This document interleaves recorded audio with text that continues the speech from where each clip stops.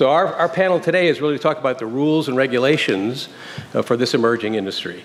I'm happy to moderate. You got a fabulous panel here. I'm going to do a quick introduction of their backgrounds real quickly so you know who they are. But if you're thinking about getting into this business, you need to understand what the rules are, what the law and the rules are, what the issues are for compliance, risk management, as well as additional ideas on how to finance your business as well. So we've got a really great panel here today. Let me just start here on my right, starting here, Stephen Hall. Stephen Hall is the General Counsel of the Florida Department of Agriculture. He and his team have spent a lot of time on the rule development that's required from the passage of the bill in 2019. He grew up in Malone, Florida, attended the University of Florida, bachelor's degree in food and resource economics with a minor in agricultural law, master's degree at Samford University in Birmingham, won't hold that against him, in environmental management, and a Juris Doctorate from the Cumberland School of Law. Steve's a very talented guy. He's had several positions at the Department of Agriculture and now is the point person in the General Counsel's office for making sure these rules move forward. He's going to talk about these rules and regulations and the rule in particular so you understand what's required to get a permit, how to be compliant, etc. Next to him is really a fascinating, very helpful guy, Dr. Eric Rohrig. He's the Bureau Chief, Methods Development and Biological Control at Florida Department of Agriculture. He is 15 years of experience in investigating and implementing techniques and methods for detection and control and eradication of invasive plants. Eric has been the guy managing the permits for the Industrial Hemp Research Project. So both the University of Florida, Florida A&M, as Representative Alexander talked about, he's been the point person. And this is all new. I mean, this is a new area. They wanted to make sure they were doing this right. So Eric has done a yeoman's job on that. Next to him, we have Glenn Burns, shareholder at Stearns Weaver. He has represented a variety of clients in the cannabis space. As you know, we've got a medical marijuana program as well, regulated by the Department of Health. This is under the Department of Ag, so they're separate. And it's very clear we want to make sure these stay separate for a variety of purposes. Glenn's got a lot of experience in cannabis-related businesses and is going to talk today about compliance issues in hemp and potentially some of the issues to ensure that it's separate from medical marijuana. Robert Williams, Lewis Longman and Walker is next to him. Extensive experience in environmental land use and agriculture, both in the public and the private sector. He focuses on land use law. Spent 11 years in land use practice in Tampa Bay, moved to Tallahassee. He was actually in the General Counsel's office of the Department of Ag, so he's very familiar with what they're going through right now. And was at the DEP, and now he's in private practice with Lewis Longman and Walker, one of our very strong land use attorney firms in Florida. And then at the end, we've forced Mike Akers, recruited him to come and talk about banking this industry. For all those of you who are getting into this, and for those of you who have been in the medical marijuana space, banking cannabis and banking hemp have been challenges. And so as this hemp has been descheduled and made legal, so to speak, taken off the Schedule I drug list, banks in Florida, credit unions in Florida are exploring helping farmers, growers, business people find financial solutions to those services they want to provide. So, Mike, thank you for coming. He is with Florida Flag Credit Union, the Department of Agriculture's, premier credit union, so to speak. So he's vested in this in a variety of ways. So let me start it out, Stephen, and then we'll go through this. We've got about an hour and 15 minutes. We'll open it up for questions at the end and try to be as interactive as possible. So, Mr. Hall, either whatever you want to do. Yeah, hey, come on.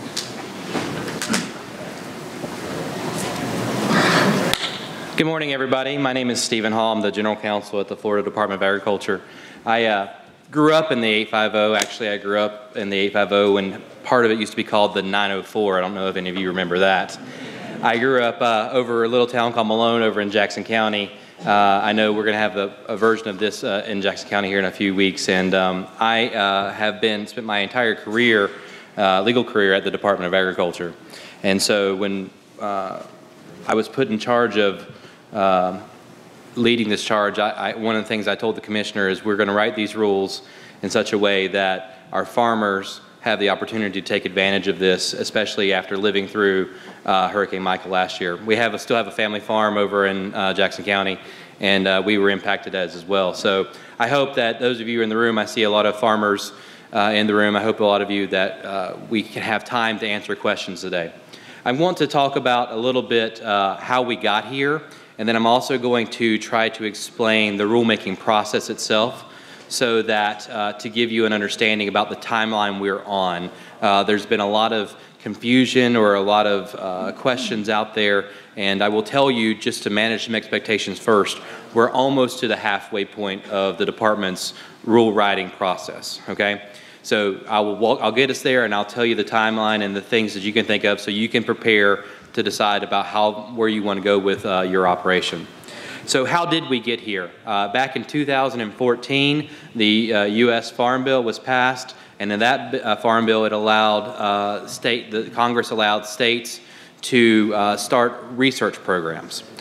In 2017, Florida adopted a research statute, and our department was given the responsibility to write the rules for how, at that time, University of Florida, IFAS, and FAMU could conduct industrial hemp research projects. We could quickly get to work, and in early 2018, our rules were finalized and in place, and we worked with FAMU and UF the entire time through to get there. So then, just as soon as we had gotten our rules in place, based on the timeline, we started getting in and started working with UF and FAMU to get their projects started up and what those projects would look like.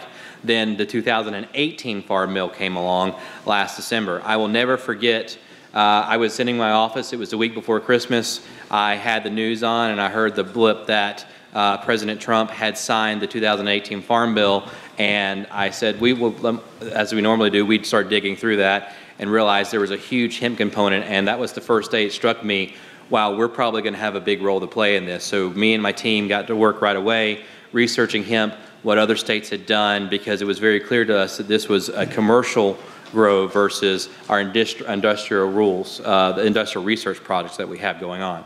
So what did that look like? How do we do? And so we started working right then with finding ways and what could we do within our department? What would that look like if the legislature gave us that authority? And we started thinking about what information we would need, what authority we would need as the department to try to stand up a program in a manner that would be helpful to our farmers.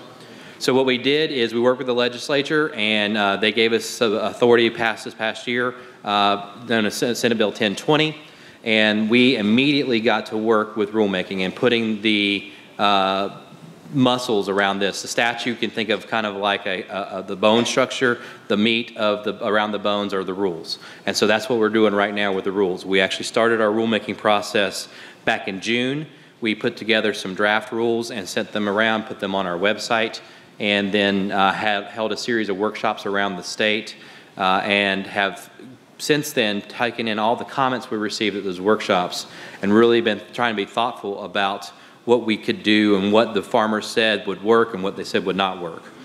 So we've taken all that in and take consideration. And so until we get today, about a week ago, we released a new set of draft rules that we are considering taking comments on right now. We didn't do a series of workshops there, but we have a couple of advisory committees that we presented this information to ask, and this is a bunch of advisory committees appointed by the commissioner and by the legislature to advise the department on the creation of these rules. And so we're now taking that feedback in from everybody, and like I said before, we're about in our midway point, and we are soon, in the next couple of weeks, going to be put out what is called our Notice of Proposed Rule. And that is where the department says, these are the rules we intend to adopt. So I'm going to get in just a second about what those rules look like to give you kind of an overview, but I want to tell you about this stage of rulemaking and why that's important. It's a stage where we say these are the rules we intend to adopt. We will do a series of hearings around the state where we will hear from producers and other interested parties as to what they think about our rules. Did we hit the mark? Did we miss the mark? And then we will take that information back and it is also an opportunity for us to listen and take those comments into consideration and decide if we need to make any changes before we finalize and adopt the rule. It is also the stage where any potentially interested party could file a rule challenge against the department, and if that happens, that probably slows the rulemaking challenge down, the rulemaking process down by 6 months to a year. So we're hopeful, and we're working very hard to work with our interested parties that they would not challenge us on the rules we're doing. We hope that they will listen to us, and we'll see that we're trying to listen, we're trying to improve the rules as much as possible. We have some authority issues, we have some limitations about what we can and cannot do provided to us in the statute. So we're out there working daily, and I mean daily, every day, several hours a day. Me and my team are working on this issue to make sure we get this right, as close to right as we can on the first time. So with that, after we file the rules, the Farm Bill requires the states adopting commercial plans to submit those rules to the USDA. Farm Bill then gives USDA 60 days to review those rules, and then the department, after that approval is received, then the department will be off onto the races with issuing our cultivation permits. I want to talk, we have a lot of confusion. I'm going to get a lot of questions about that at the end, about what that timing looks like. I will just tell you up front what we know. USDA has said they're not going to approve any state plans until they get their rules issued. What the Farm Bill said was USDA had to write their own set of rules.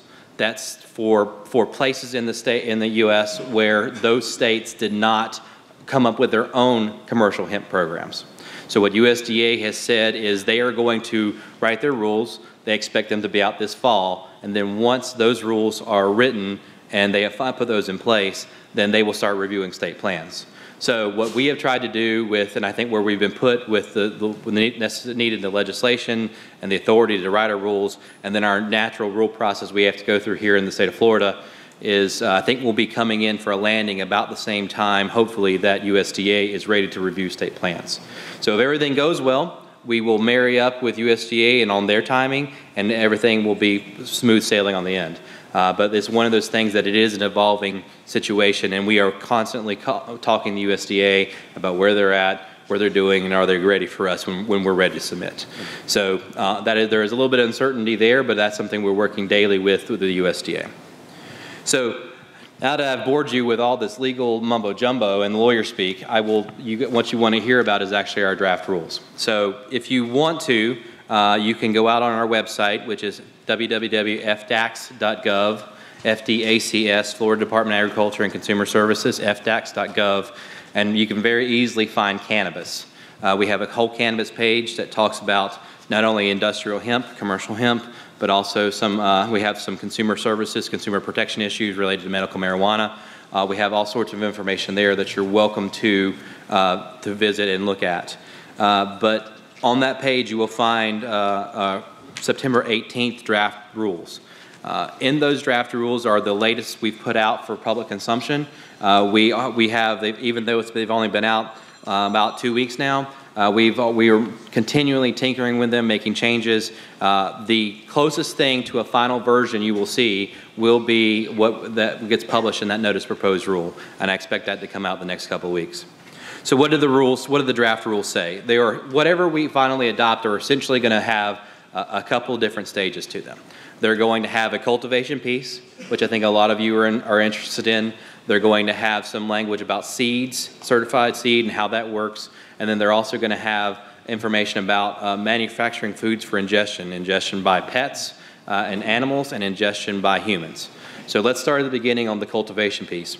Our cultivation rule is going to have a series of definitions which are important, including control person. I'll explain why control person is important in a minute. But the meat of it starts with an application and what has to be submitted. The department is required by the statute to collect certain information. That's going to include an actual application, which is going to have information, just your who, what, when, where, why type information that you would normally get for a license from a state agency.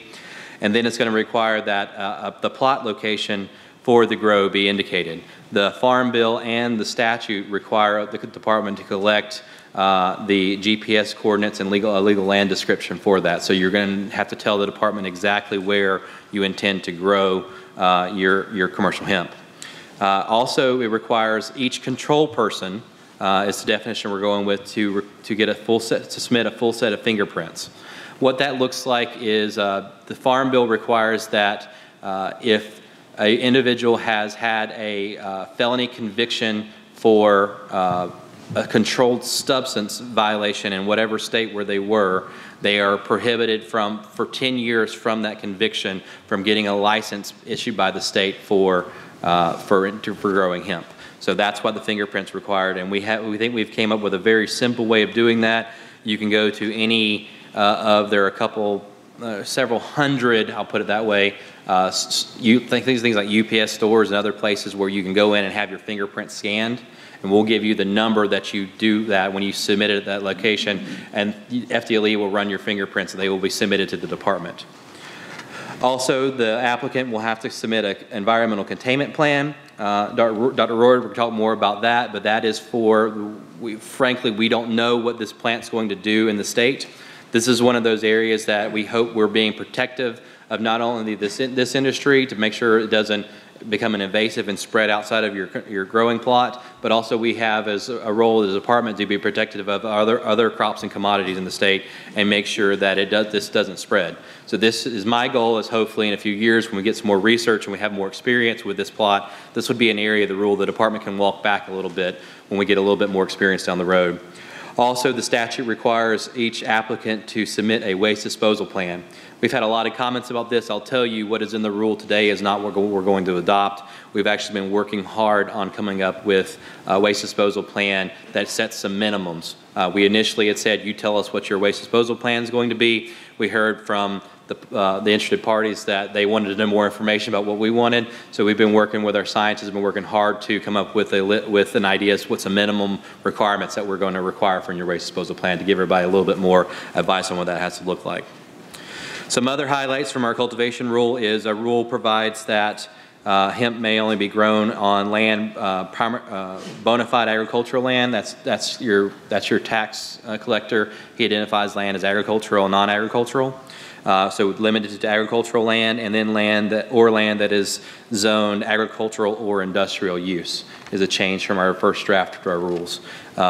We heard during our first series of workshops that people may be interested in growing this in old warehouse spaces. So we've amended the rule to allow the growth in those industrial zoned areas as well. One of the other issues that producers may be interested in is we're at every access point to the plot of land where hemp is going to be grown. A sign has to be placed providing the license number of the grower and the address of that cultivation area, along with a statement that this is hemp being cultivated under a license from the Florida Department of Agriculture and Consumer Services. This was requested to us by our law enforcement partners, who asked that it be very clearly identified what is hemp and what is not. So if they drive by and see a field of cannabis growing, they're going to be looking for a sign of hemp showing that it is actually hemp grown under a license from the department. Some of the other features of the rule is we're going to have, because the statute in the Farm Bill requires that the hemp only be harvested after it's been confirmed that it meets the legal level. So there is a legal level for hemp. Hemp is something that is only equal to or less than 0.3% Delta-9 THC. And our rule goes into some detail about how that's going to be determined. But here, let me just simplify it down for you. Before a grower can harvest, they have to sample. We're going to have a sampling manual, and I think Dr. Rohrer's going to talk a little bit more about the science behind that and what that looks like. We're going to have a sampling manual that provides each grower the opportunity about how sampling should be conducted. So the grower will go to their field, take a sample. They will then ship it to an independent third-party lab, which they will contract with or hire to do their sampling for them. The lab will test. The lab will then send the results of that test to the grower and to the department simultaneously. If it is below that legal limit, if it meets that legal limit test, then the producer will get the green light from the department to harvest. And if it is not, the department will come out and do a confirmatory sample, which we will do which we will test and run the test on in our own laboratories. We felt that this was the fastest way to get the grower through the process instead of trying to run all these tests all at the same time through our laboratory. Let the growers choose what laboratory they would like to work with. We will have a list of laboratories on our website that have reached out to us and told us they're interested in running these tests on behalf of growers. And so we're trying to put as much of that information there on our website. So I will continue hitting that, keep going there for more updates. Like I said, if there is a issue where it is above that 3%, we are working on and hoping that coming out of the research projects that UF IFAS are doing will get some ways to remediate that crop. We're listening to ideas on how that can work, and our goal is to work with every producer to find a way so that they can remediate their crops, because the last thing we as a department want to do is have to go to some farmer and say, your crop is over the legal limit, it has to be destroyed. So we are working hard, and we have a promise to you as the agency for the Department of Agriculture that we're going to be working with our producers to try to avoid that if at all possible. Last thing I want to point out is we do have some intrastate and interstate requirements. Well, let me back up a step. We heard during our first round of workshops that we had hurricane events, as we all know here in Florida. What happens if we have to harvest our crop before we get our test results back? So we put a process in this draft of the rule to allow producers to harvest and hold while their test results come back, hopefully be able to harvest it, put it in storage, so that under lock and key, so that after the storm passes or whatever emergency event it can be, then we'll be able to have our test results back and be able to continue with them for the processing. We have some, like I said, we have some intrastate and interstate processing requirements. We get a lot of questions about this. We have issues in Florida with plant pest and disease. I think Dr. Rohr will talk about it a little bit more, but our experience and what led us to this is our experience with the plants imported by the universities for this process. Every plant that has been brought in, or every shipment of plants, has some sort of pest and disease on it. So we have to get, and again, be protective of not only that are not endemic to Florida. So we have to be protective of our other industries in the state. So what we're asking in our interstate, which is what we require for all other plants moved into the state, is that a phytosanitary certificate be conducted or be examined. The phytosanitary certificate can travel with the plant material coming into the state. So just to make sure we don't have any bugs or diseases coming through with it. One thing I want to point out in the rest of the rules is that for hemp seed, the statute says that that growers may only use certified hemp seed or cultivars for planting in Florida. So what this has done is it has been very protective of our growers to say that you can only use certified seed that we know what it is. I will tell you there's been a little confusion about what certified seed means. Certified seed means, in accordance with the statute that was referenced in the legislation, that a member of a certifying agency has looked at the seed and says, yes, that is hemp seed. The problem with that is there is a dearth of hemp seed available out there on the markets right now. So what we have done as a department is we have talked to every certifying agency around. We've talked to who have you in the world that we can get a hold of. We've talked to them and said, who have you sent certified hemp seed for? What seed company have you certified hemp seed for?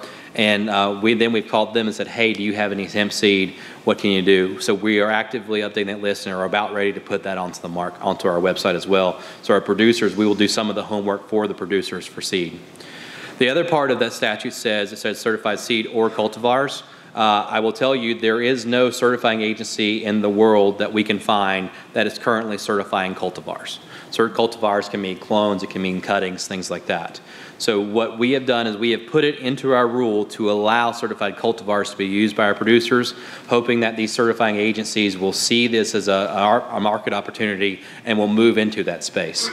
Because our scientists really believe, and the department believes, that these clones, these cultivars will be a way that a lot of our crops are grown. It gets you a little bit, they're grown from seedlings in a nursery and then transplanted into a row crop. So we're hoping to see that grow into that, but that's one of the ways the department's facing forward, trying to find a way to give our growers every opportunity.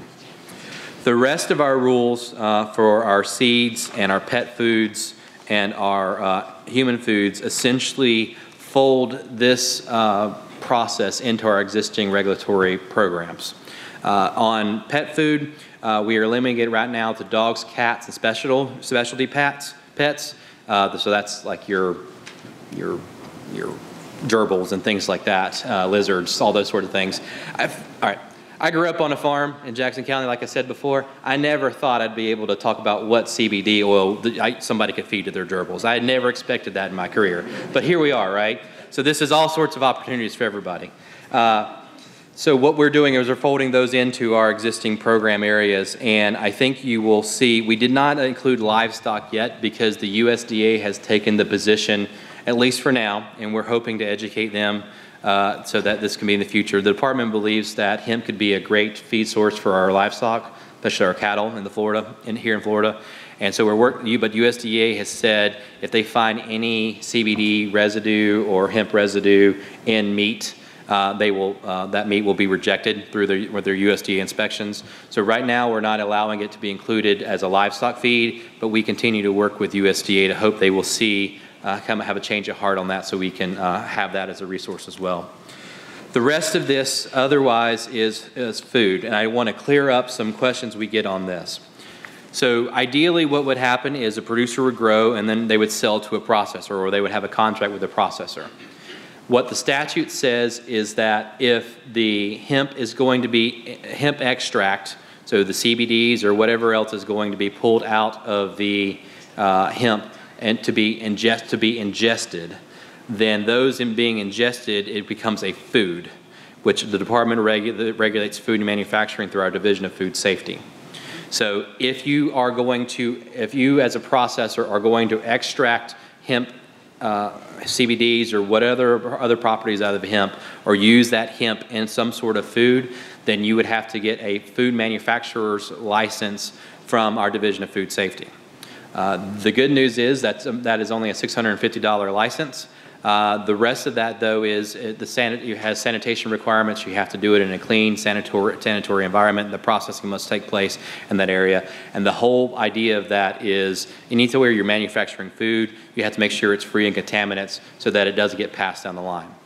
The rest of that is the statute says that the hemp extract must have certain labeling requirements. It must have a QR code. It must have a certificate of authenticity saying that it is that less than that legal limit, that hemp extract that is used in any food, and then that batch of CBD or whatever that's being used in the food has to be traceable all the way through to the retail packaging. So putting that into our rule, our process. Everything else is standard food manufacturing processes. There's nothing else new other than the statutory requirements. So with that, I think I've covered the big pieces of what our draft rule looks like and where we're going, and I look forward to your questions at the end. Thank you.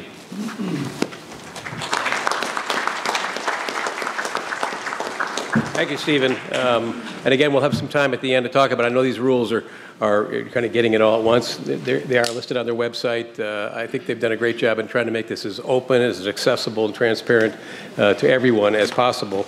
Next, we're going to have Dr. Rohrg, talk a little bit about the Industrial Hemp Research Program and the permits involved through his office.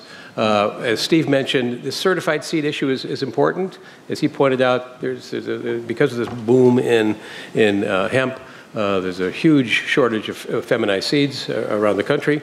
One of the options for getting those seeds, certified seeds, are these industrial hemp research projects are authorized to make certified seeds, and we'll talk a little bit more about that later. But Eric, it's all yours.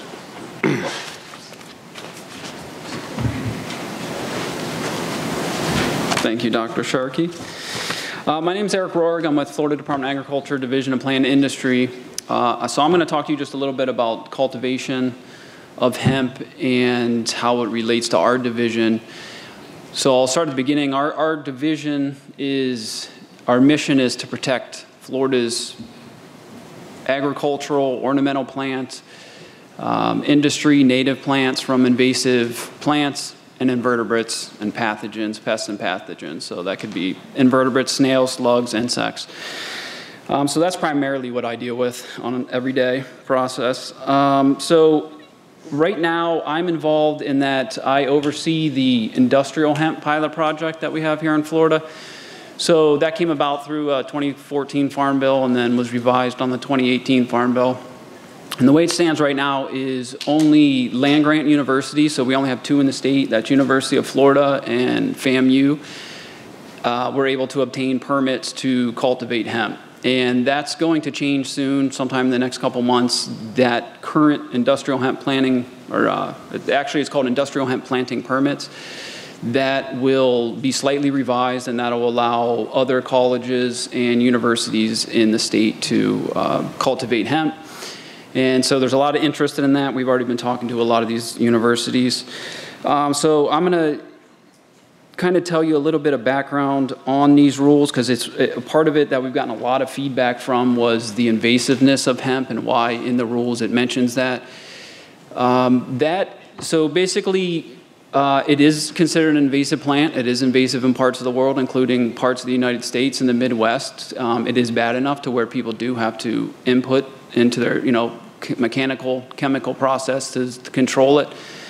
And it's based on University of Florida Agronomy Department has a really excellent tool, a weed risk assessment.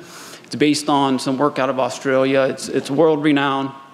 It's a really good tool that looks at many aspects of any given plant species. And this one is, they ran it for specifically and for industrial hemp, so not medical marijuana, just industrial hemp.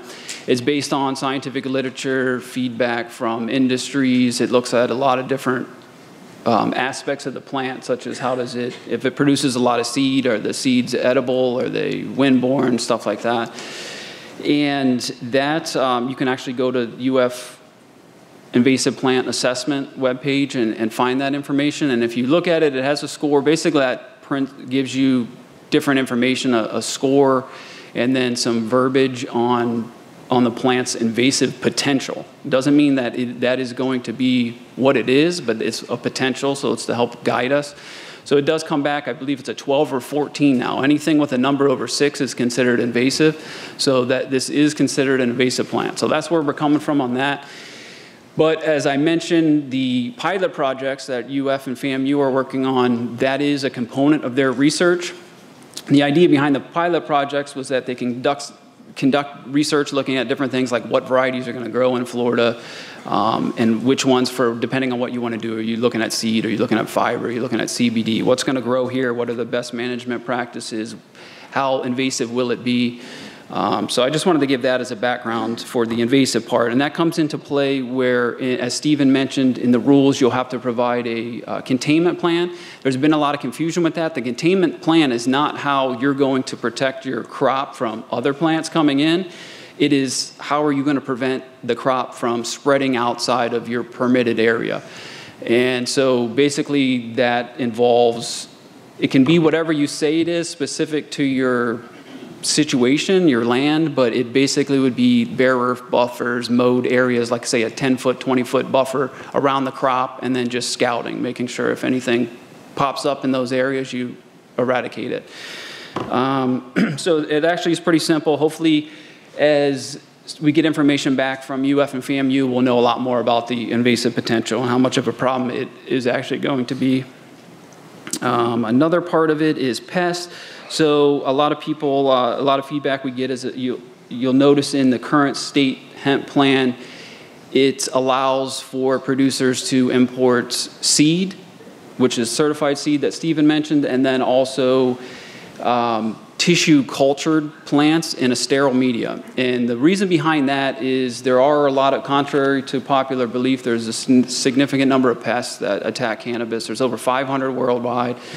We hear that every day. There's not any pests attacking cannabis. It's not true. So far, about half of the, under the pilot project, UF and FAMU have been able to bring in potted plants, tissue cultures, plant cuttings. And about half of what's come in so far has contained regulated pests. So that means it's pests that are not in Florida. And as I mentioned, our goal, Division of Plant Industry, is to protect our plant industries, native plants, agricultural, ornamental, from pests that are not established in the state that would cause harm. So because these pests are regulated, when those plants come in, if they contain them, which basically the plants have been coming in, it's run through us, they have to come through an interdiction station. The interdiction station is notified ahead of time. We have an inspector that inspects them either at the interdiction station or at the destination, which would be the field cultivation site. And so far we've seen hemp aphid and hemp russet mite. Neither of those are considered established in Florida. So when that happens, those plants either have to be treated or destroyed. The hemp mite is very difficult to get rid of. So in some cases, the plants have been destroyed. So that we foresee being a major issue. Somebody's spending $3, $4, $5 per seedling, and if you're trying to bring those in and they have the pest and you can't get rid of it, right, you're losing a large amount of money off the bat. So we want to avoid that. So that is why there's the language about the seed. That could change over time as we see what happens. We feel strongly that the nursery industry in Florida is going to work hard to propagate a lot of plants so that folks in Florida will actually be able to purchase seedlings from a nursery rather than wanting to go out of state to bring in a plant.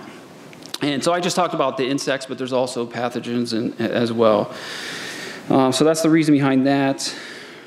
The waste disposal plan, we get a lot of questions about that. That is what you make of it. It basically is how you're going to get rid of plants that you no longer need because they're too hot. The THC test is high or whatever reason. You just need to tell us what works for you. You could compost them on property. You could use chemicals. You could just do a mechanical, till them under. So it's what works, what's realistic for you, not so much a blanket on you need to do this. So that way it gives you the freedom. If you don't want to use chemicals, that's fine. You don't need to use chemicals.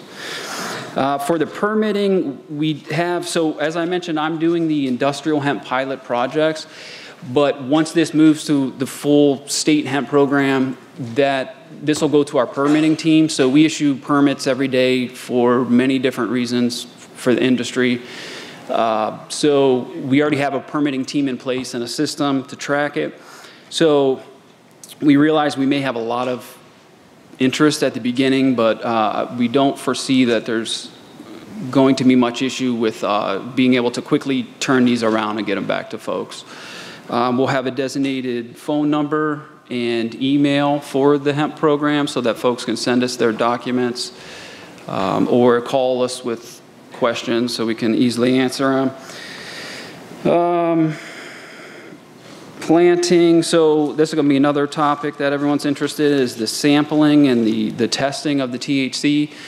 So on all of these, when we're working on these rules, it's not just in-house. We're working with other divisions. We talk to law enforcement. We talk to folks with University of Florida. We talk to a lot of people to get growers to get input on what they're doing and what's going to work, what's not going to work, and what other states are doing.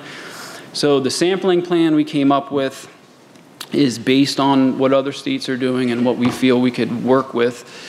And that would be within 30 days of you wanting to harvest a crop, you would need to notify us, and then the sampling would take place within that 30 days of harvest. And so we looked at what other states were doing, and they basically are cutting the top, it's a whole range from 2 centimeters to the top 20 centimeters, I think was the most we saw of the main growth stem on a select number of plants in your plot. So the way it stands now, and this could change, and as Stephen mentioned, we'll have a manual that puts out that has some images of what I'm talking about and lays out the numbers. But basically, the more acreage you have, the more plants you're going to have to pull into that sample. And if you have, say, a couple acres, you would sample from 5 plants. So you would take one from the center of the plot, and then you kind of work in an S shape, so you hit each quadrant. So you take a plant sample, 8 to 10 centimeters off the top plant, the main growth stem, and combine those. So one for each of the quadrants of the plot and one in the center. But as the acreage goes up, that increases. And then that would be put in a box by the grower. The grower's doing the sampling, and sent to an ISO accredited lab. And then the lab results will be sent back to the grower, but then they're also sent to us. So if all goes well and you test under 0.3% THC, then you can move forward with whatever you already have planned to do with your plants.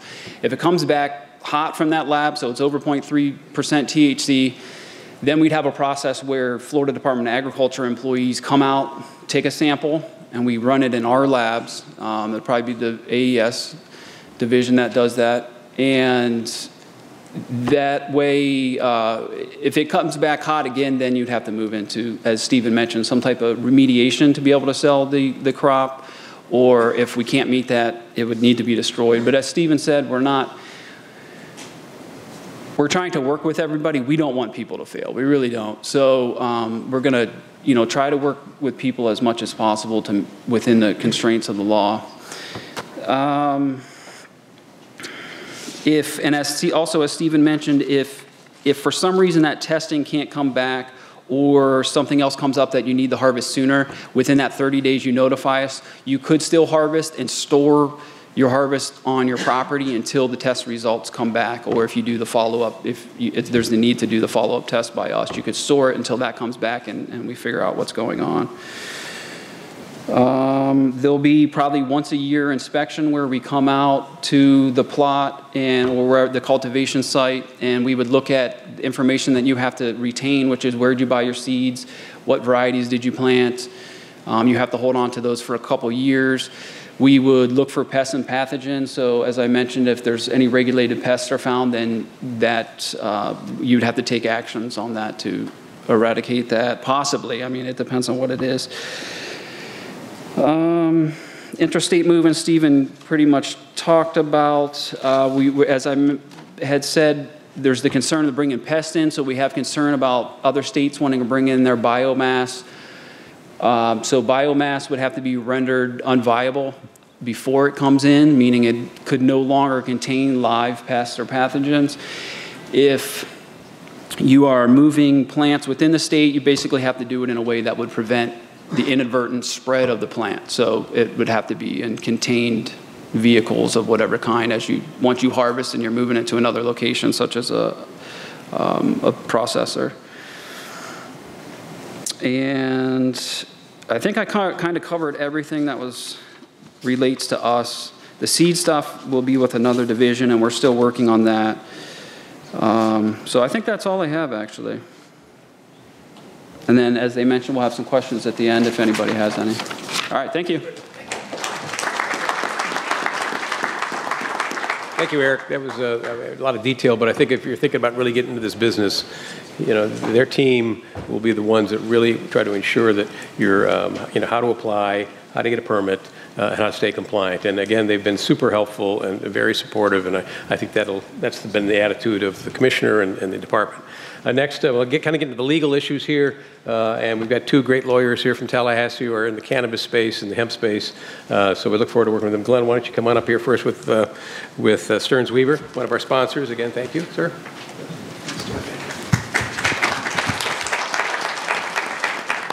Thank you, Jeff.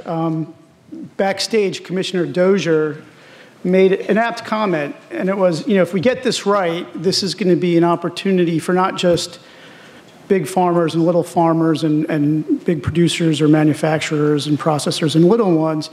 It's going to be an opportunity for everybody. And I think one of the distinguishing hallmarks of what we're seeing in the development of hemp as opposed to medical marijuana is that government is focused on doing that, having a level playing field and having officials who are helping shape the regulatory framework that are receptive to industry and are champions of the industry and want to see it grow broadly and deeply throughout the state. And I mention that because the department, as Stephen said, is in the rulemaking process right now. And so that's a really good glimpse into what the regulatory framework is going to look like as you folks are contemplating your business decisions to get into the space. So I urge you to do two things. Number one, pay close attention to that rulemaking. Number two, become involved in it, because these folks at the department, they're very smart, but they're also very receptive and willing to listen to the input of industry to make sure that the rules that are going to govern how you operate your business make sense and are feasible. So keep that in mind. Now that I'm done kissing up to government, let me get on to the topic of my discussion. And forgive me because we've got a wide range of folks here. We've got growers, we've got folks interested in processing, manufacturing, maybe distributing and sales. So I'm going to step back a little bit and just start with some basic concepts just to frame some of the legal issues that we're going to confront today. So let's just start with basically, what is hemp as distinct from marijuana? Well, they're both plants that are part of the same genus or family. I'm not a science guy, I'm not an ag guy, so you're not going to get a technical discussion from me, but I can tell you generally as those terms are used, marijuana relates to the plant that is still illegal under federal law, and it's characterized not by how it looks, because marijuana and hemp are visually indistinguishable. So the only way you know whether you've got a legal product or an illegal one is if you've got a chemical analysis telling you that. So marijuana, which is illegal under federal law, is distinct from hemp because hemp, as Stephen said, is going to have 0.3% THC or less. Now, THC is the chemical compound. It's a cannabinoid. It's the thing that causes the high effect.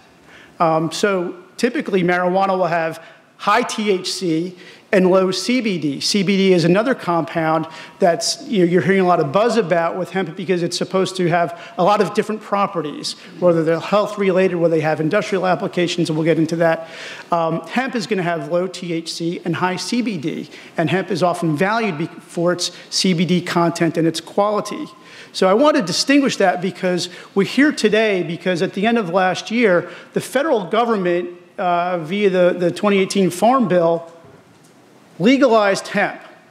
Prior to the bill passing, hemp was a controlled substance classified under Schedule 1 of the Controlled Substance Act, which means it was illegal. And there were certain limited research programs where it could be grown, as we've discussed here in Eric's presentation with the land-grant university programs at FAMU and UF.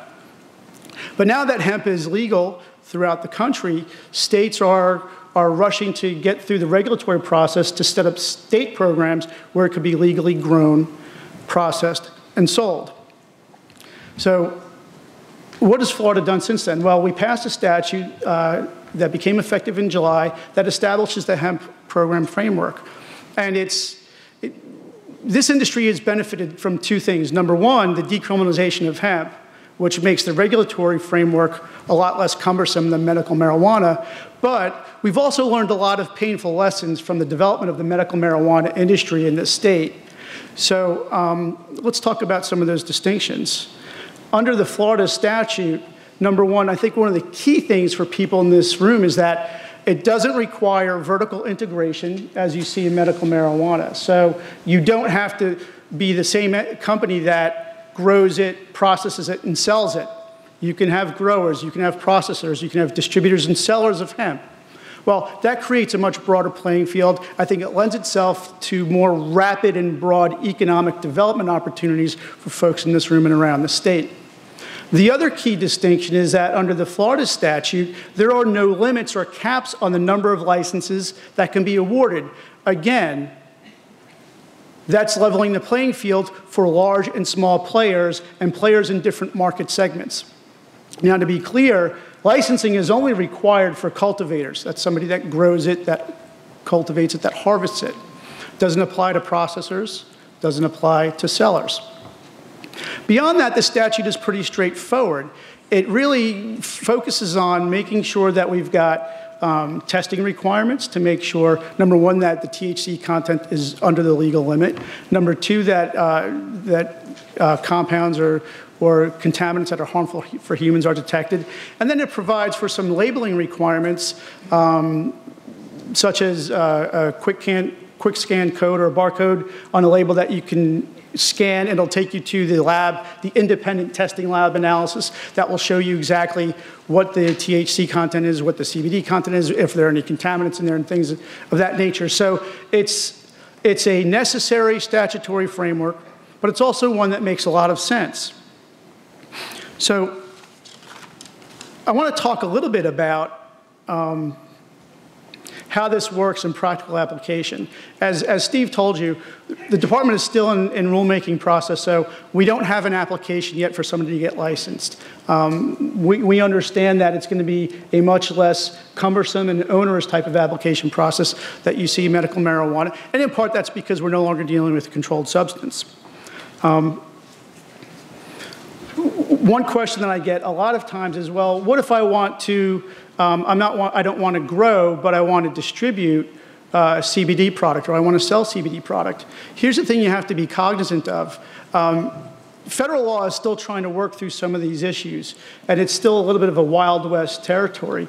So while hemp cultivation is technically legal, right now, aside from the university programs, nobody is really growing hemp and processing it.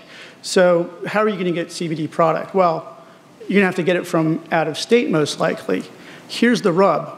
The FDA has taken the position that because CBD has been approved for limited purposes as a drug, it can't be sold in interstate commerce as a food additive or a dietary supplement. So they take the position that if you sell or transport CBD across state lines, that could be unlawful. And that's problematic for somebody looking to get into CBD business in Florida. Here's the rub on that, though. There are limited enforcement resources. So if you're getting into that business, there's a trade-off between, well, do I want to run the risk of FDA coming after me?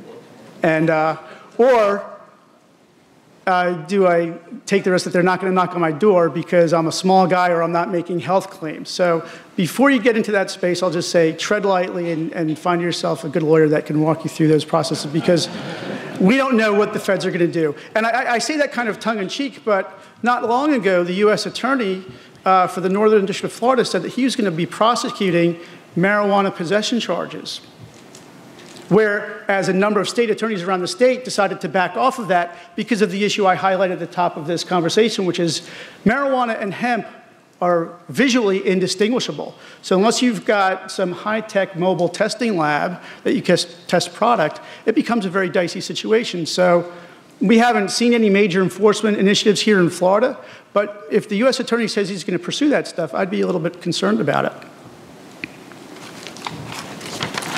So let me close on this quick point. The rules are evolving. The statutory framework is pretty clear. It's well identified.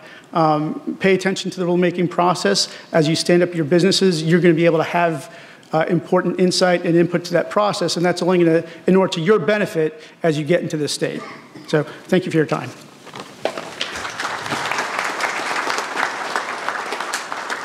Thank you, Glenn. I think it was very helpful, very interesting, important information for folks getting into this business, understanding kind of the legal issues and the distinction from marijuana. So again, another one of our famously helpful attorneys, Robert Williams with Lewis, Longman & Walker, is going to add a little bit to that conversation. And thank you very much. And so, you know, the good part about going at this point in time is that they pretty much covered most of this stuff. And so as I'm looking through my notes, I'm thinking, all right, Stephen got that, so that's not good. What am I going to talk about now? And then so, you know, the doctor got that part, and then Glenn got that next part. And so I'm looking at this stuff going, okay, so where are my notes going with this, and what are we really going to talk about? And so I won't take very much time, quite frankly. One of the things I did want to start with, though, is that the exceptional response that the Department of Agriculture took to this specific issue. So we're 9 months and a couple of weeks since the Farm Bill segregated marijuana from hemp, making hemp something that we could deal with legally on a national level. And I know a lot of other states have been doing some things, but it segregated that, so it took it off the controlled substance list. And a couple of months later in the legislative session, the legislature passed Senate Bill 1020, and then before the governor had the opportunity to approve it so it could become law, they went ahead and started, I'm pointing at Stephen specifically, they went ahead and started rulemaking. And so, quite frankly, in some circles in Tallahassee are like, can you start rulemaking before there's the law? And the answer is absolutely yes, you can, and they did. And so, if you're wondering whether or not whether the government and the Department of Agriculture is enthusiastic about this, I think that's your answer. The Commissioner Freed clearly campaigned on this issue, and they have been just breakneck speed the whole way through. But I would tell you also that, in my opinion, they've also done it correctly. To protect the process, to protect the growers. So there's a couple of things to highlight in some of the rules that hasn't been discussed that I'd like to at least highlight for you. So when you're looking at the next rule that comes out, the draft rules, all of these different minutia things in there, almost all of that is required by the federal law, by the 2018 Farm Bill. It's pretty much lockstep in there. And so that's why those things are in there. So there's a big segment of the rule that the Department of Agriculture will be coming out with that specifically mimics the federal law. And then the other portions of it that aren't mimicking the federal law are going to be dealing specifically with Florida issues. So Florida, and I think the good doctor would probably echo this as well, we get more pests than anybody else. We've got stuff coming in every port, every airport, all over the place. We've got giant African land snails. If you've never heard of those, that's actually a thing.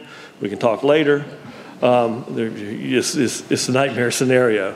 And all sorts of different pests. And so what you don't want to have happen is bringing in these plants or cultivars and introducing the new pest that's going to wipe out either half the crops that we already have or put us in a position where we've got a pest that we're going to have to deal with for this specific crop. And so these folks have been working in that arena, since the Department of Agriculture was formed.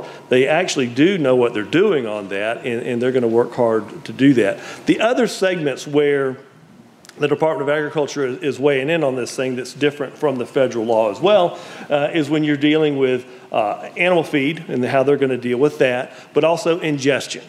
And also the processing of CBD oil in the marketplace for consumption by humans. And so those, you can kind of think of it in those different areas of what they're going to deal with. So kind of backing up a little bit after that, after I've now patted the Department of Agriculture, I used to work for those guys, so I enjoyed working with them, patted them on the back quite enough. We'll move back into kind of echo some of what Glenn was saying as far as the FDA. The FDA has taken last spring, and then I can share with y'all some of these quotes that the FDA came out with. They are applying a rigorous science-based approach to the evaluation of products containing CBD. And what their main focus is, quite honestly, is that if there are medicinal or restorative portions of what your claims are that this will do, and that's why you're selling it, then they're going to treat it as a medicine.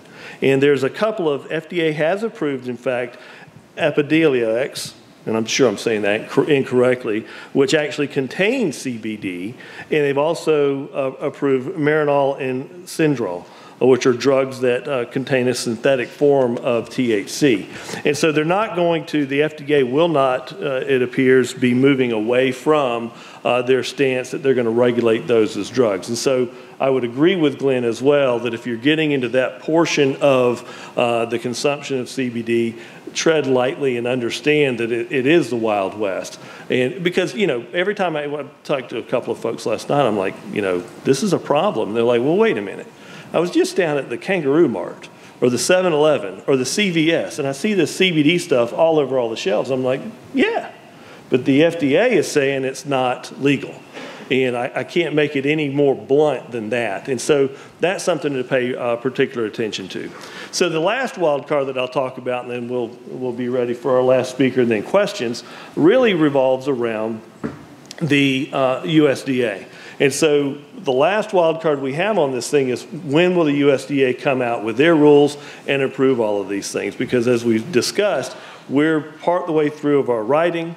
And I've dealt with, past experience, dealt with rule challenges, and they can be ugly and mean and dirty and take a long time. And so we're hoping, for your sake, if you're looking to get into the hemp cultivation or processing business, that that it doesn't get challenged. Because if it does, it will in fact slow it down. That only matters if the USDA is in fact ready to approve that state hemp plan. And Stephen, this is an unfair question, but do you know of any other states that are further along than we are to get a state hemp plan approved? No, plans have been approved. Some have been submitted. Okay, so there have been a few submitted, and also, so it's going to depend on what happens with the USDA on that and how quickly they can move forward with that, and how much of a robust review they'll have. Quite frankly, I think that our discussions covered most of this stuff pretty well, but I am open for any questions, anything you guys want to talk about.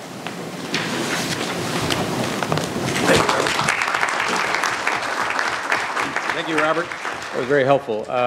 Our last panelist, and then we'll open up to questions, is Mike Akers, the CEO of Flag Credit Union. He'll explain what that is. He has been very energetic and supportive of this hemp industry, serves the agricultural employees, the Department of Agriculture. We've talked over the last couple of months, and I'm really impressed that the credit union is interested in getting into this space and serving potential businesses here. So thank you. Thank you very much. Good morning, everyone. Yeah, so FLAG is the non-for-profit financial cooperative that was established in 1960 initially to serve Department of Agriculture employees. And since then, we've branched out to local community, including now hemp products and services. So when we talk about financial services and how there's been kind of an apprehension for traditional FIs to kind of get into the space, I think it kind of stems from two places. The first being perception.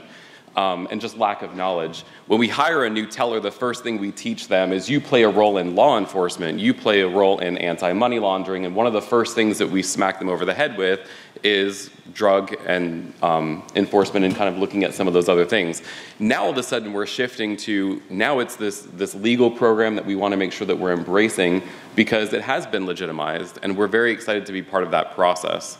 The second half is the legitimate legal and regulatory burden that we face as financial institutions in helping step forward in making sure that we have processes in place to not give this industry a black eye, make sure that we're helping to bring it into those traditional banking services, much like, if we would have turned our backs on mobile banking or online banking, this is just the next foray into financial services.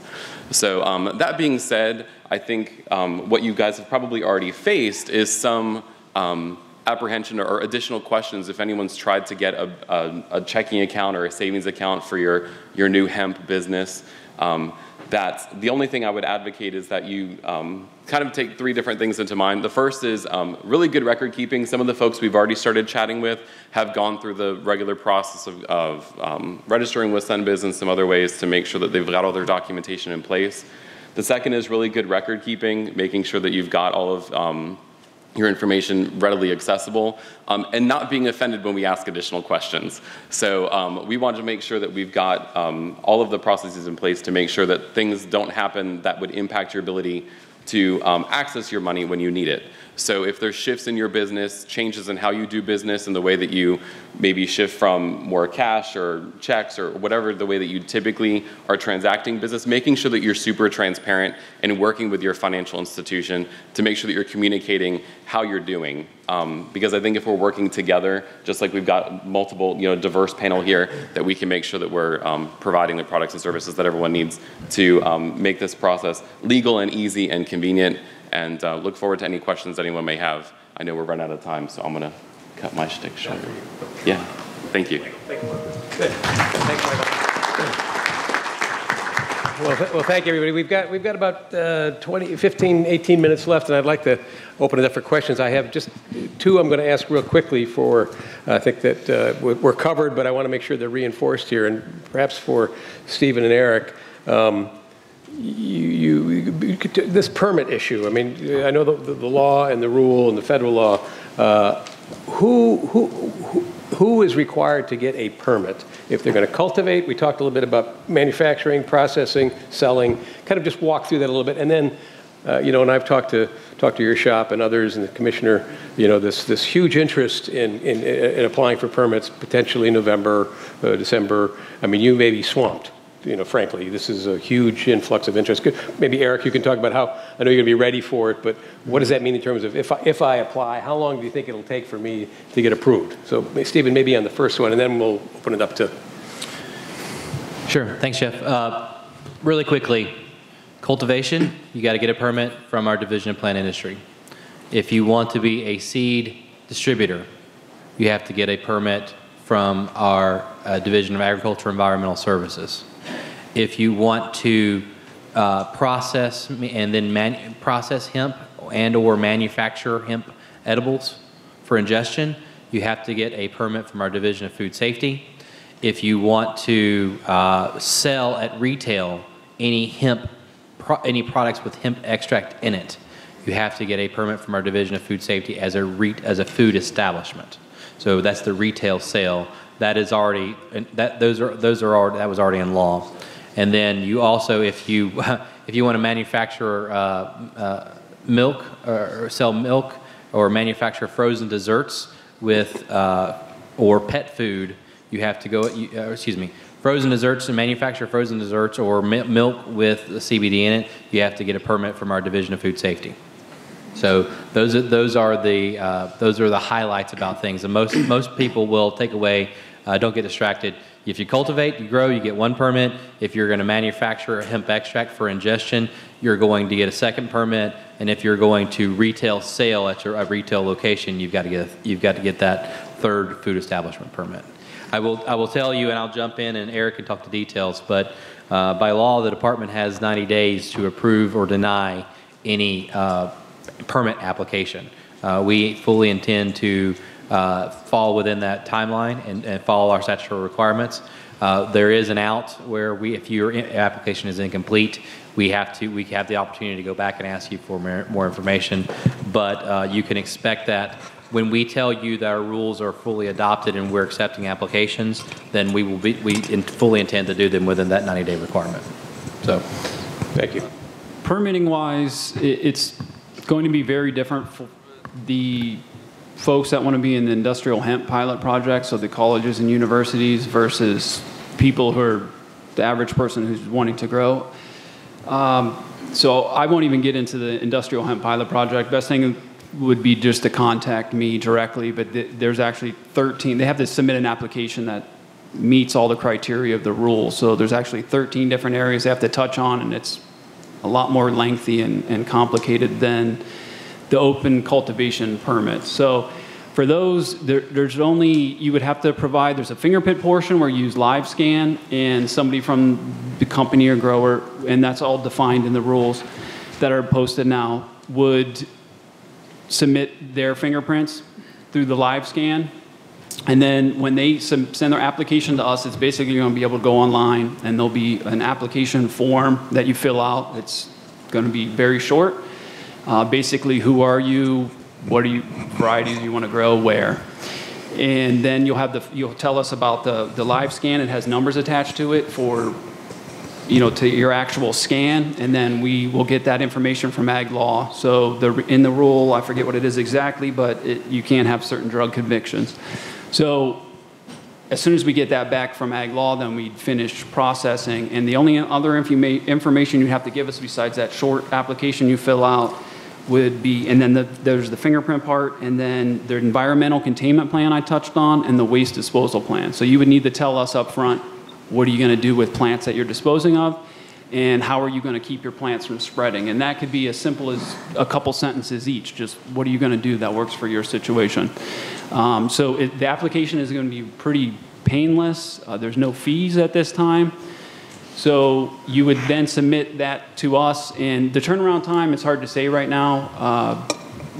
I can't imagine it'd be more than, I don't even want to say how long, but it's going to be pretty. I don't want you to say either. So I'm not. It won't be. It won't be. I thought he said, yeah. Yeah, we have a permitting team in place. We kind of did a dry run of a program like this, where all of a sudden you may have thousands of people that are interested in it. Last year with saw palmetto berries, If you're not aware, there's thousands of people that go out every year and collect palmetto berries. It's a big industry. And all of a sudden now we needed to start issuing permits for that. Well, that was thousands of people contacting us within weeks before the season started, all wanting to get their permits now, otherwise they can't harvest. So, and we got everybody their permits on time. So all I can say is we're going to do the same with this. Jeff, I just want to say one more thing. On the environmental containment plan and the waste disposal plan, I keep pushing you back to our website, but we're going to be putting examples out there that we hope that producers will look at and follow and take as a template, or just what should this something look like, and then go back and make sure that each one of those looks, when you submit it with your application, has the main elements of it. So keep going to our website. We're going to be pushing more and more information out there. It'll all be in place for that. Great. Thank you. Thank you. Questions, sir? My name is Randy Avon. First of all, I want to compliment you, sir, on this great event. It's really tremendous. It's been very helpful. Steve, I applaud you for the proactive activity you're taking with the FDA. That's critical. I'm a CEO of an international hemp company that we're in the processing. We're also seeking farmers in Florida that need funding and assistance to work together with them. Mike, I'll throw my question out to you, sir. Some of the farmers that we've got structured relationships with in Florida have had problems opening bank accounts. Is there better access to the credit unions, or is it still working in motion all the way around? Because you mentioned hemp, everybody gets nervous. Yeah, absolutely. So there's definitely been progress, and I think events like this, as well as recently enacted legislation, including the Safe Making Act that was I think last week at Congress, and then also just all the work that the state's been doing. Guidance from NCUA, which is our FDIC on the credit union side, also released guidance that said as long as you're complying with the following bullets, then it should open up doors for folks. Part of the speed bump that is currently in place is finalizing the ruling around how folks are going to get their certifications and the signage and all the other things that some of the other folks have spoke about this morning. But with the proposed guidance, we can follow that to start to open accounts. So you should see more and more folks get into it, especially as it's becoming just demystified and people are starting to understand the differences between the two. There is still quite a bit of regulatory burden on the part of the financial institution in terms of some of the tracking and oversight that we have to have for the program. So one of the things I did want to point out too is when you see things like typically free accounts and things like that, you may see increased fees associated with programs that are servicing hemp and marijuana businesses, just because there is an additional burden on the part of the financial institution to service those folks. But you should see more and more people getting into the space over the next couple of weeks, especially through the end of the year as things become more finalized. Great question. Steve, I'm sorry. No, go ahead. I have a question for you. I'm the county commissioner for Malone, and I'll be dealing with your relatives. I'm related to everybody in Malone, so yes, you will. Are you sure you're not the state attorney? We have a farmer that the product tests over the limit. Have you guys looked at the possibility of designating this crop to be used for non-pet and non-human consumption some way so they don't have to destroy the crop? We're looking at all the options right now. The problem is the Farm Bill kind of says we can't be harvested if it's over that legal limit. So we're looking, hopefully there'll be some research. There's some ideas from other states that if it is over legal limit, you can water it to bring it down. Some of our scientists are kind of skeptical about that. But we're going to do whatever we can to work with, and we have some ideas. We're still fleshing out. They're not ready for public display, but my pledge is that, and the commissioner's pledge is that we will work with our producers as much as possible to help them, because the last thing we want to do is have any producer have to destroy their crop. Great. Thank you. Miss? Yes, hi. I was wondering about the waste disposal and the containment issues. Would they not be the same as they are on the medicinal side? That's one question. And the other, is there a minimum acreage requirement to get a permit? There's no minimal or maximum acreage. I don't know exactly how the medical marijuana are destroying their crops, to be honest. Stephen may know, so I don't know that it'd be the same. But examples for hemp would be you could do a chemical control like spraying Roundup or some other herbicide on it. You could still cut it all and compost it or till it under. But medical marijuana, I'm sure, is not doing any of those. So probably would be different. Yeah, medical marijuana is almost exclusively grown indoors in Florida right now. There are a couple MMTCs that we know about that are doing outdoor trials to see how that works. However, we expect a lot of this to be grown outdoors, especially if you're growing fiber. That seems to be the best method for that. And we do, and maybe some of those in older industrial spaces indoors if you're growing for CBDs. But we'll work with you, and I think it will be a process that will be painless, and we're going to have some of those examples on the website, so to hopefully be helpful to everybody. We're going to do here. What do we got? Oh, sir, and then here, and then there. Then we'll keep going. John, go ahead. Go ahead, John. John Rivera, Record Buck Farms, on behalf of the farmers. First of all, thank you all. We really appreciate you being here. Eric, you talked about remediation when we were talking about testing of the plant. When I talk to my fellow farmers in the area, we're all concerned. My partners have decided if anything goes wrong, I go to jail. So I just want to get some clarification on that. There are a lot of things that can happen in Florida that put stress on these plants that can bring them to the next level. And so we're concerned about that. Could you talk a little bit about this remediation? Is it an administrative thing? And I don't want to get ugly, but at some point, if something goes wrong, law enforcement does get involved. So we're concerned about what that cutoff point is or what that may look like in terms of us as farmers. Yeah, so on the last on the piece again, the remediation is an evolving thing. We are learning on that. I will tell you the department has taken a policy position that any plants grown will be dealt with administratively instead of through law enforcement at this time. Law enforcement was happy with that decision of ours. They didn't want to have to get out and get involved in that. But the department, per the Farm Bill, cannot allow any hemp over the legal threshold to be harvested. So we'll be working with the industry to try to find any way possible to remediate. We have some ideas, like I said a minute ago, but we're still working on that piece of it. Great. And I've got a follow-up to that. Yeah, Jeff, I got a follow-up to that because the question you have is you're worried about going to jail. Well, so it's good, that's a good concern. I've got, so it's understandable. I actually started my career as an assistant state attorney.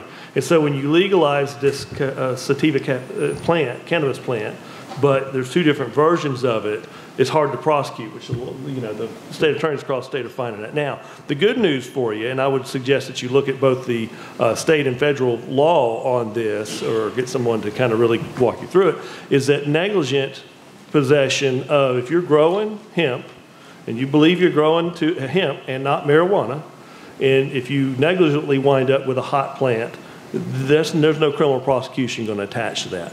Now, if you voluntarily grow hot, you got this big field and you got some really hot plants in the middle you're going to sell to the other guy, that's a problem. Okay. Don't do that. Okay. So the little free legal advice there. And so, but in any event, so in the state and federal law, there's a very interesting carve out for that should assuage some of those fears for you.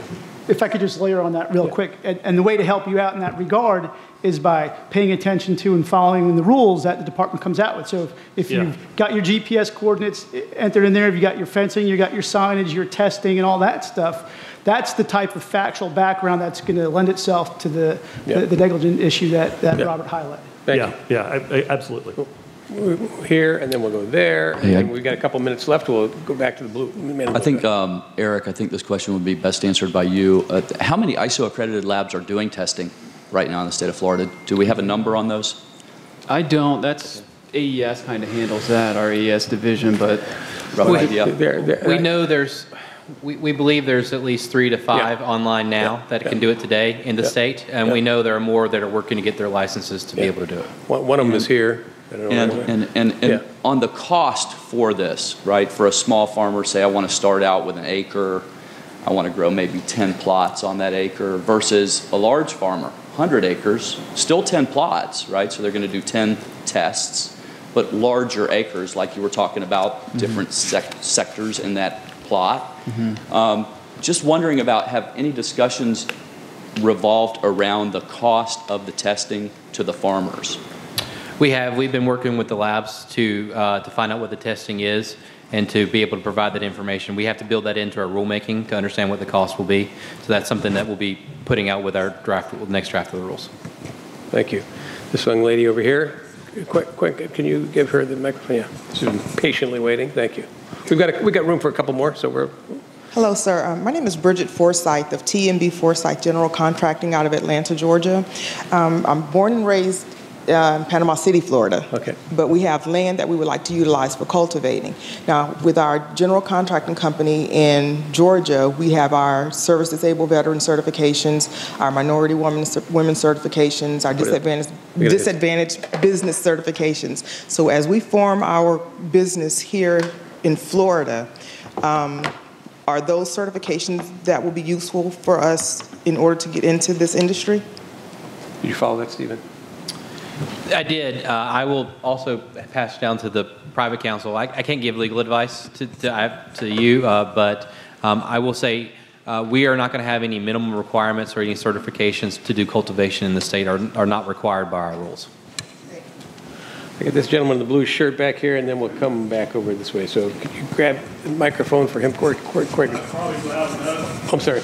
I'm just interested in knowing about regulatory issues towards the location of your plot versus your neighbor growing seed. We're growing oil. How far apart we're going to need to be, and who gets first priority, the larger or the first to the pump? Two neighbors. One's growing hemp and one's growing. Now, one's growing hemp for oil. Yeah. One's growing hemp for seeds. They're going to pollinate my oil plant patch, which I do not need, of course. Yeah, so we thought a lot about that. We, believe it or not, that was one of the very first questions I asked. We also had concerns about, I mentioned earlier, some of the MMTCs are starting to grow outdoors. So we have concerns about that. We don't regulate the medical marijuana grows, the Department of Health does. But we have had conversations about that. I will tell you, the only thing we can find is that one university, Cornell, I believe, has been doing some trial research on it, and they have not released their results as far as cross-pollination and its separations. So since we are a science-based agency, and we have to base all of our decisions in science as far as our regulatory programs, and since we have no good science on that issue, we have not included that in our regulations. So there is no first come, first serve. But what I tell farmers when they call about issues with their neighbors, I said, farmers, it is something good to talk to your neighbors. Know what you're, just like it is with any other crop. Know what it is, know what they're growing, know what you intend to grow, have those conversations. There are things you can do to protect yourself somewhat with some fencing and separations, but the science is all over the place, and there are a lot of guesstimates out there about how far the pollen will grow, how far it won't grow. Nothing that our scientists have seen that is, we felt is trustworthy to be based on any regulatory decisions on at this time. Thank you, Steve. There is no regulation.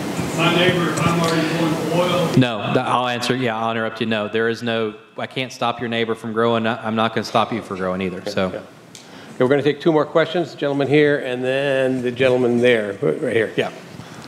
Hi, I'm Mark Ito from the law firm Parker & Hudson here in Tallahassee. You mentioned, this is for Mr. Hall, you mentioned that you're under a 90-day deadline to approve permits once the applications come in. And my question is, are you referring to the Administrative Procedures Act provision in 120.60 for that deadline? And I have a more general question too. We learned this is an important question to ask in the medical marijuana world.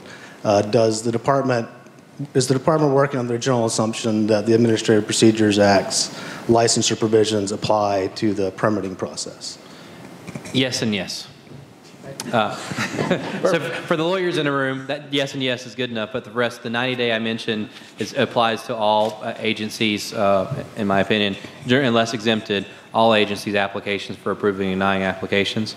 And so that's what the assumption we're working under. Okay. Last question.